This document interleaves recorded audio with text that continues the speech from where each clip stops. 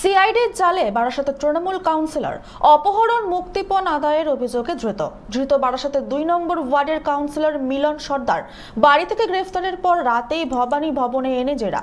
ত্রিপুরার ব্যবসায়ীকে আটকে রেখে মুক্তিপণ আদায়ের অভিযোগ। পানিহাটিতে অপহরণের পর দত্তপুকুরের বাড়িতে আটকে রাখা হয় ব্যবসায়ীকে। ৩ দফায় মোট ৯ কোটি টাকা মুক্তিপণ আদায়ের অভিযোগ। মুক্তির পর পুলিশের দ্বারস্থ ভিন রাজ্যের ব্যবসায়ী। অভিযোগের ভিত্তিতে আগেই গ্রেফতার প্রাক্তন পুলিশ কর্মী সহ ৭।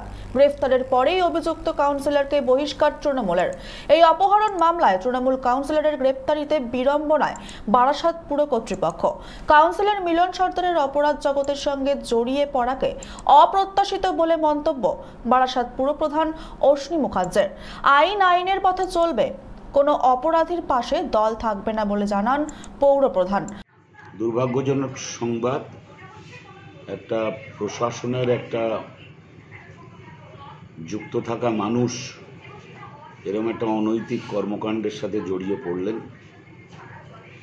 এবং নিশ্চিতভাবে সিআইডি তাকে যখন অ্যারেস্ট করেছেন তথ্যের ভিত্তিতেই করেছেন এবং তাতে করে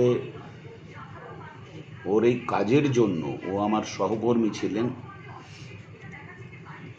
পৌরসভা কালিমালিপ্ত হলো। স্বাভাবিকভাবেই আগামীতে নিশ্চিতভাবে এটা গতকাল রাত্রেই আমাদের সংসদীয় সভাপতি তাকে দল থেকে বহিষ্কার করেছেন।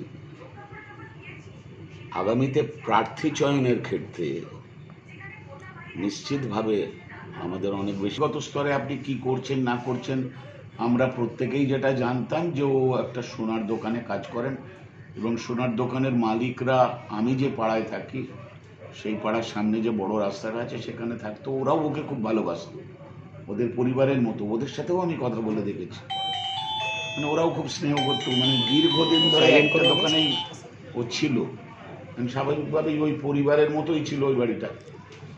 ওদের কাছ থেকেও কোনোদিন কোনো খারাপ মন্তব্য শুনিনি। কিন্তু এই ধরনের মানুষ যদি এই ধরনের কাজ করেন, এটা তো রাতারাতি হতে পারে না, বা সঙ্গদোষে হতে পারে অনেক সময়, হয়তো বা লোভ সংবরণ করতে পারলেন না সেভাবে হয়তো জড়িয়ে পড়লেন, এটা হতে পারে। কিন্তু ঘটনাটা নিন্দনীয় এবং দল তো বহিষ্কার করেছে এবং আমরা সবাই নিন্দা করছি। পৌরসভায় এ ধরনের। অন্যদিকে পুরসভার পুর পরিষদ এবং বারাসাত শহর তৃণমূল কংগ্রেসের সভাপতি অরুণ ভৌমিকও জানান, যে অপরাধ করেছে তাকেই প্রমাণ করতে হবে নির্দোষ কিনা। দলের নিয়ম মেনেই তাকে টিকিট দেওয়া হয়েছে।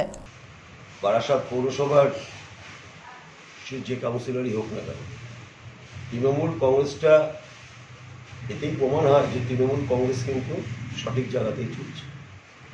তার কারণ একটা মানুষ, সে কাউন্সিলর, এবার সে তার এই কাউন্সিলরের জনপ্রতিনিধি হিসাবে কাজ করতে গিয়ে তার বাইরে কি করছে না করছে, তার জন্য আমার এই ওয়েস্ট বেঙ্গল গভর্নমেন্টের অনেক প্রশাসনিক উইং আছে, সেখান থেকে যদি এরকম কিছু ইনভেস্টিগেশনে বেরিয়ে এসে থাকে যার জন্য এই কাউন্সিলর কাল রাতে অ্যারেস্ট হয়েছে, সেক্ষেত্রে তথ্যানুসন্ধান করে তার যা আইনত যেটা হওয়ার সেটাই হবে। আর দলের কাছে যখনই এই খবর পৌঁছেছে, দল সঙ্গে সঙ্গে সঠিক সিদ্ধান্তটা।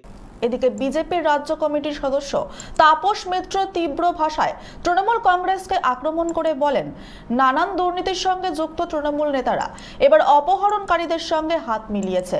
ভোট লুট করে জনপ্রতিনিধি হয়ে অপরাধ করাটাই তৃণমূলের দস্তুর। মিলন সর্দার উনি হচ্ছেন প্রকৃত তৃণমূলী। কেন তৃণমূলের যে কালচার, চোর ডাকাত তোলাবাজ ছিনতাইকারী এবং তার সঙ্গে যুক্ত হলো অপহরণকারী, এবং দীর্ঘদিন ধরে উনি কাউন্সিলর রয়েছেন। এর আগে আপনারা জানেন যে 33 নম্বর ওয়ার্ডের কাউন্সিলর ছিলেন। উনি দলের এত গুরুত্বপূর্ণ ব্যক্তি যার জন্য তাকে 2 নম্বর ওয়ার্ডে পর্যন্ত তাকে টিকিট দিতে হলো, যেখানে অনেকেই দাবিদার ছিল, এবং দলের উনি সম্পদ। আমরা জানি যে বর্তমানে যিনি বারাসাত পৌরসভার চেয়ারম্যান, তার সঙ্গে খুব ধরম আছে বলেই তিনি টিকিটটা পেয়েছেন এবং তিনি দীর্ঘদিন ধরে এই অপরাধ জগতের সঙ্গে যুক্ত।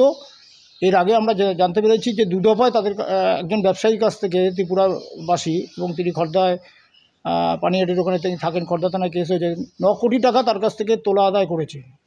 এবং তারপরে দেখা গেল মুক্তিপণ, মুক্তিপণ হিসাবে তাকে কিডন্যাপ করেছিল এবং এবারও সেই একই কাজ করেছে, কিন্তু ঘটনাচক্রে তিনি সাহসের সঙ্গে তিনি অভিযোগ জানিয়েছেন এবং সিআইডি তদন্ত করেছে।